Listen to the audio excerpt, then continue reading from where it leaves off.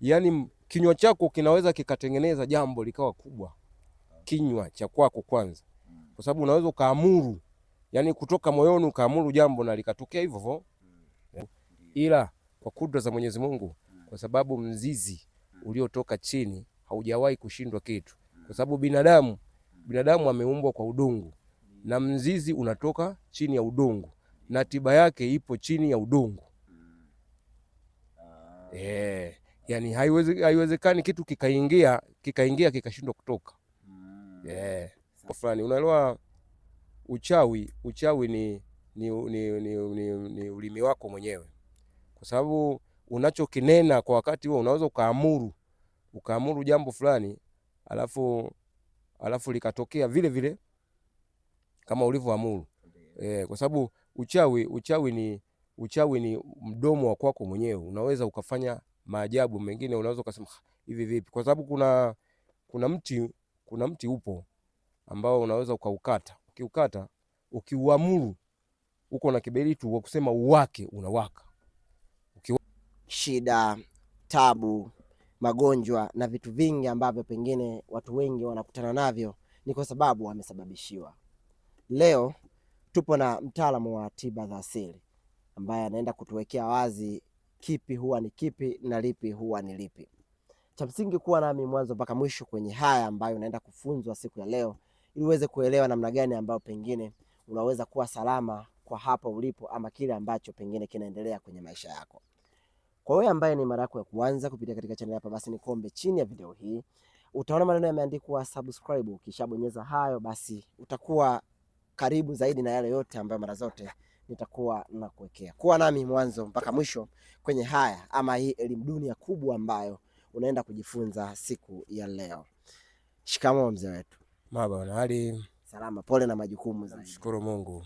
Pole na wewe. Asante. Tunashukuru kwa kutupokea, lakini pia kwa kutaka utufundishe haya ambayo unaenda kutuambia siku ya leo. Nashukuru sana. Mimi kwa nijitambulishe kwanza. Mimi naitwa Chesko Constantino Mtruki. Ndio.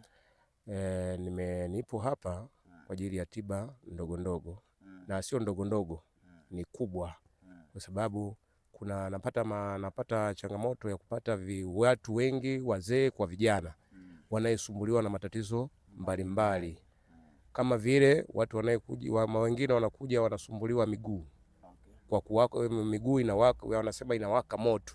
Huko nadhani tutaendelea. Na tamani tuanzie mwanzo kidogo ili tuweze kujua namna gani haya yote yanatokea, lakini pia utuelekeze kwamba kwa nini hivi vyote hivi huwa vinatokea. Napenda nifahamu, mtu akija labda karogwa, labda tuseme katupiwa jini, huyo mtu ule jini una namna gani ya kuweza kumsaidia liweze kutoka au kutapika au kufanya nini? Kwa sababu wengi wanakuwa wametupiwa vitu kwenye miili yao. Una namna gani nzuri ya kumfanya awe salama? Akija unamwangalia kwanza, alafu unajaribu kumsaidia na maelezo yake alivyosema, kwa sababu siku hizi kuna mambo mengi ya kidunia. Watu wanapita kwenye njia panda, wametupa watu matakataka ya ajabu, ila kwa kudra za Mwenyezi Mungu, kwa sababu mzizi uliotoka chini haujawahi kushindwa kitu, kwa sababu binadamu ameumbwa kwa udongo na mzizi unatoka chini ya udongo na tiba yake ipo chini ya udongo. Yani haiwezekani kitu kikaingia kikashindwa kutoka. Sasa ndio. Waliokuwa wanaofanya hayo mambo yote ni watu wabaya ambao wengi wao wanatafsiri kama vile ni wachawi, kwa namna ambavyo wanakuwa wamewafanyia vitu vibaya wale watu. Lakini mwisho wa siku imekuwa inaonekana labda mtu mwingine anakuwa lile tatizo alienda sehemu kufuata kitu fulani, kile kitu baadaye amekosea utaratibu, ndio kinakuwa kimemzuru. Mtu wa namna hiyo anakuwa anasaidika vipi labda akifika kwako? Kwa mimi akifika kwangu najaribu kumuuliza alikotokea, ametoka wapi, na alikuwa anafanya nini, na alipewa huko nini. Akija kwangu lazima nijue. Nikishajua nitamsaidia pale inapowezekana. Namsaidia pale inapowezekana. Mtu mwingine anakuja labda kidogo tayari kuna maana anaweza kama alipewa vitu ambavyo sio, yani kwenye macho yake au kwenye fikra zake au kwenye jambo fulani vimeshamchanganya, basi anakuwa kama ana akili yake kidogo inakuwa imeyumba. Sasa jinsi ya kumrudisha akili yake, inatakiwa kwanza unampa jambo fulani, atatulia. Akishatulia ndio unamtengeneza akae vizuri. Ndio. Okay. Maana yake unaanza kwanza kwa kumtuliza kwanza, atulie. Akishatulia ndio unaanza kumfanya jambo fulani ambalo litakaa vizuri zaidi. Okay. Sawa. Sasa hivi kwenye biashara, mzee wangu Chesco, kumekuwa na vitu vingi sana. Imefikia kipindi mpaka wanasema kuna haya masuala ya kuchinja. Nataka tuelimishe kidogo, kuna uhusiano gani kati ya kuchinja na biashara hizi ambazo pengine zinafanyika? Watu wanakwenda kusema kuna watu wanakwenda ili wanaenda, wengine wanakwenda sehemu alafu anaenda kuambiwa jambo la ajabu, sawa, alafu anatozwa pesa nyingi ili akiambiwa jambo lile la ajabu, yani mnenda akamkamate mtoto wa miaka miwili, asizidi miaka miwili au chini ya miaka miwili, afanye nini? Amlawiti, ambake, sawa. Maana akikamatwa, huyo mtu akikamatwa kama anafanya hilo tendo, maana sio hukumu tu, wanaweza hata wananchi tu wakamhukumu wakamhukumu tu mtaani tu kwa kumuua. Ila sasa mtu hawezi kukwambia wewe nenda uende nenda kalale na kamtafute mtoto mwenye miaka mwenye miaka mitatu miwili, ulale naye. Ukilala naye huyo mtoto, maana yake unakuwa umembaka. Sasa kama umembaka na mtoto tu wa pembeni umembaka, sasa mwenye mtoto au wananchi wanayekuzunguka pale, unafikiri wanakuchukuliaje? Wanakuua. Maana yake huyu aliyokuambia uende ukafanya hivyo sio mzuri. Sio mzuri. Kwa tafsiri hiyo nataka kuniambia hawa wanaosema kuchinja wako sahihi, hawa wanaosema kuchinja wanyama na maanisha kuchinja wanyama. Ndakupa tathmini kidogo. Wanasema siku zote toka nyuma, kwa mfano unachinja, kuna mawili, mtu anakupa kuna jambo fulani, unaelewa. Uchawi ni ulimi wako mwenyewe, kwa sababu unachokinena kwa wakati huo unaweza ukaamuru jambo fulani alafu likatokea vile vile kama ulivyoamuru. Kwa sababu uchawi ni mdomo wa kwako mwenyewe, unaweza ukafanya maajabu mengine. Unaweza ukasema hivi vipi? Kwa sababu kuna mti upo ambao unaweza ukaukata, ukiukata ukiuamuru, uko na kiberiti wa kusema uwake, unawaka. Ukiwasha wakati mbichi hivyo na matawi yake yale, ukiwaambia, ukiuamuru waka, kwa saizi unaongea maneno fulani, unaambia waka, unawasha, unawaka. Yani huo mti unawaka. Ipo polini au iko wapi? Ipo polini. Unakuwa tu yani huko mbichi kabisa, yani unakata tu kidogo, alafu unanena maneno ambayo yatatoka kwenye kinywa chako, alafu unawasha kiberiti, unauamuru mti uwake na unawaka. Unataka kuniambia nini au unataka kumaanisha nini? Bado sijakuelewa, na mtazamaji pia anaweza kani. Kwa ujumla ndio maana nimesema hivi, yani kinywa chako kinaweza kikatengeneza jambo likawa kubwa, kinywa cha kwako kwanza, kwa sababu unaweza ukaamuru, yani kutoka moyoni ukaamuru jambo na likatokea hivyo hivyo. Okay. Lakini na unataka kuniambia yoyote anaweza kaamuru au kuamuru, kuna kanuni gani ili mimi niweze kuamuru kitu kitimia? Kuamuru ni kutoka moyoni kabisa, kusema nataka nifanye jambo fulani, alafu ukamuomba Mwenyezi Mungu, nataka nifanye jambo fulani, sawa. Mwenyezi Mungu akafanya jambo lile kwa kupitia kinywa chako kile kile, alafu ukafanya jambo likawa ulichoamua wewe, ndio kinakuwa hivyo. Okay. Ndio. Kwa hiyo unataka kuniambia wanaochinja maana yake wanachinja kwa kuamuru kupitia wale wanyama, kama ambavyo umesema kuna wakati unaweza kaamuru kupitia huo mti. Kwa hiyo wanaochinja pia wanachinja kwa wanaamuru kupitia hao wanyama, si ndio tafsiri? Ndio. Ndio. Okay. Ina uhusiano gani na uchawi hiyo? Mtu anafanya hivi. Hii ndio maana nimesema hivi, yani uchawi ni kinywa chako mwenyewe. Unaweza ukatafuta jambo ukaliweka hili ukaliweka hili, baadaye ndio unasema unatengeneza sumu. Sawa, ukitengeneza sumu, ile sumu ndio inakuja inamzuru mtu, au inaweza ikamzuru hata mdudu. Maana unatafuta hili, ukichanganya kwa pamoja, alafu ukafanya jambo fulani. Kwa mfano uchawi sio unakuwa mtu unakuwa nini. Uchawi unaweza ukatengeneza miti hii miti unayoiona barabarani humo, unapita polini humo, hii miti mizizi pamoja na nini na matawi yake yale, ukaanza ukayatengeneza ukakota huu, baadaye ukaamuru ufanye jambo fulani ambalo litakuwa la hatari kwa mwenzako na likafanyika. Ndio. Okay, sawa. Matatizo mengi ambayo yanatokea kwa watu nadhani unayapokea na unayaona. Unahisi kwenye zama hizi tunafeli wapi, tunakosea wapi mpaka haya yote yanatokea, haya matatizo ambayo yanatokea hasa kwenye miili yetu? Kwenye miili yetu asilimia kubwa tumeanza kula vitu vya asilimia kubwa vyenye sumu. Vyenye sumu. Sasa sumu ikijengeka kwa muda mrefu, ndio hapo unakuta mtu anasema kuna kitu fulani kinanisumbua, mara si hivi. Unafikia hata kama figo zinafeli figo kwa ajili ya nini? Vyakula tunavyokula vyenye sumu. Alafu hatuzingatii jambo fulani la vyakula yani kwa ujumla tu vyakula tunavyokula vinakuwa ni sumu, alafu siku ya siku vinakuletea matatizo. Utaona mara mtu mfigo imefeli, mara mtu kutembea kwenye watembee sio nimelogwa, sio mtu unaona, kuna wengine wanasema naenda kutolewa, sio kuna vitu limepandikizwa kwenye magoti, sio kwenye nini. Hii sawa, ila hakuna mtu anayepandikiza kitu kwenye magoti, sio kwenye nini. Unakuta mtu ana muda mrefu sana, kuna chembe za ute ambazo zinakuwa zimepotea. Sasa mifupa inakuwa inasagana yenyewe kwa yenyewe. Sasa kama inasagana yenyewe kwa yenyewe, lazima mfupa, na asilimia kubwa mfupa ndio unayoumaga, sio nyama.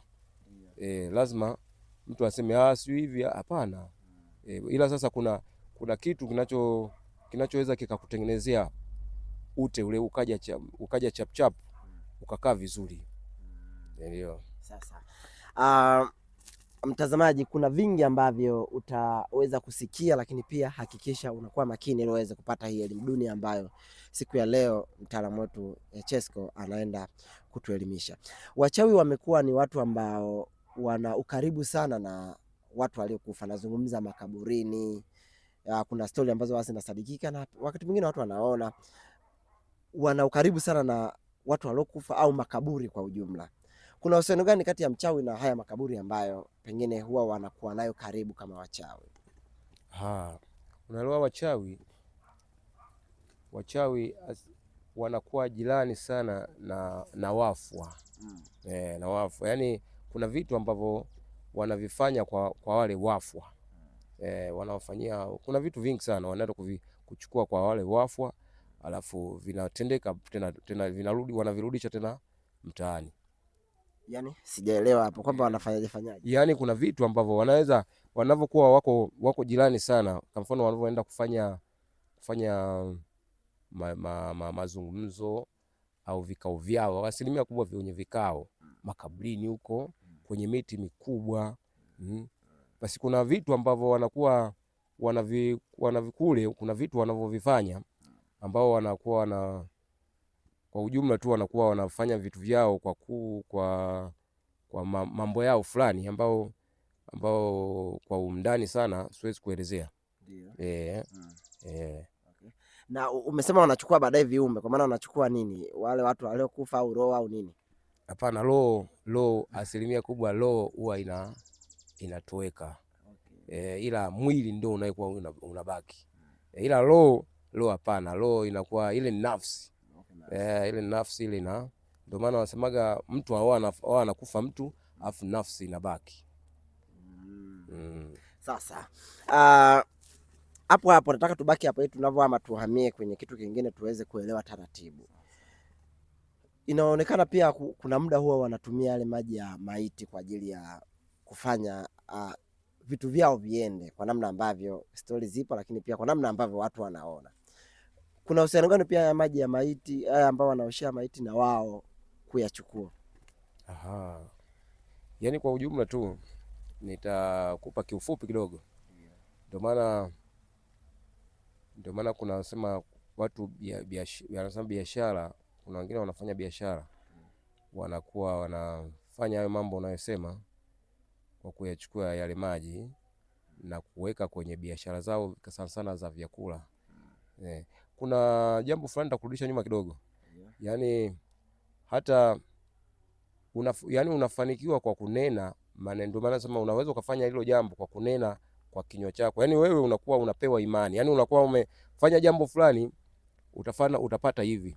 Unaona? Sasa unapoenda kufanya lile jambo unanena kwanza. Sawa, unanena kwanza ndipo unaenda kufanya lile jambo. Kwa sababu ndio maana nasema ulimi wako ndio unayejenga sasa. Sasa kwa imani yako unaingia kwenye imani sasa. Kusema mimi nikifanya hivi itakuwa hivi. Ndio maana kuna jambo fulani anasema mtu anakuamuru ukitaka kupata pesa fanya hivi. Fanya hivi. Ukifanya hivi unavyoenda kufanya lile jambo utaongea hivi. Sawa. Basi ile jambo linatengenezwa baadaye linakuwa vile vile kama ulivyoambiwa. Ndio. Hapo kwenye mafanikio. Kuna taratibu nyingi kama ambavyo umesema, kama hivyo wanafanya biashara kwa kupitia maji ya maiti. Watu wachawi wanaenda kuchukua vitu fulani makaburini kwa mili ile ambayo ilizikwa pale, kuna vitu nini kwa ajili ya kwenda kutengenezea mafanikio ama utajiri kwa namna moja au nyingine. Kwa nini utajiri umekuwa unahitaji vitu nyeti sana ili uweze kusimama na uweze kuongoza kupitia hizo kunenea kwa vitu hivi ambavyo vinakuwa vimechukuliwa hizo sehemu ambazo pengine sio rahisi mtu mwingine kufika? Yaani hivi vitu vimeonekana saizi watu asilimia kubwa watu wanafanya hivyo kwa ajili ya ugumu wa maisha, alafu wanakwenda sehemu unaona kuna kitu moja inaitwa mawakala. Mawakala wapo wanafanya kazi. Mawakala wa shetani. Mawakala wa shetani hao wapo kazini kwa ajili ya kumwangusha Mwenyezi Mungu, ila bado Mwenyezi Mungu yuko na watu wake. Bado yuko na watu wake tu. Yaani shetani ana watu ambao wapo, alafu na Mwenyezi Mungu anao watu wake.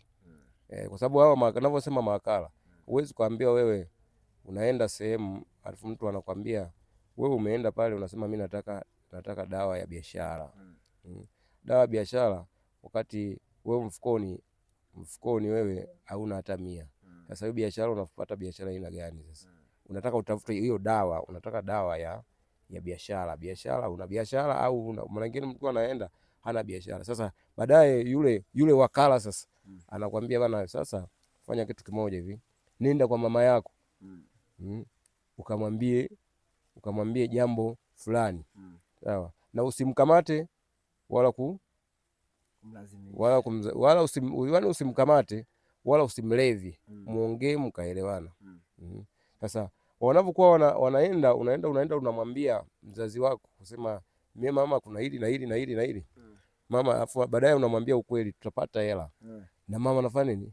Anakubali. Akishakubali basi lile jambo linakaa sasa bado mnakuwa huyu amekubali na huyu amekubali. Na fanya jambo fulani hivi na kweli linaanza kwenda. Linakwenda hivyo kwa ajili nini? Tayari mmeshatengeneza kule ulivyoambiwa umeamini. Na hili jambo sasa na huyu ameamini, basi ile limekuwa. Ndio maana nimesema hivyo, unaweza kutengeneza uchawi, unatengeneza mti ule afu unaweka kwa pamoja, alafu unanena. Ukinena vile vitu vinaungana kwa pamoja, vinafanya jambo la ajabu. Ni kweli. Sawa. Tunakuelewa kwa vizuri. Sawa. Kumekuwa na vitu vingi sana, nadhani tumeongea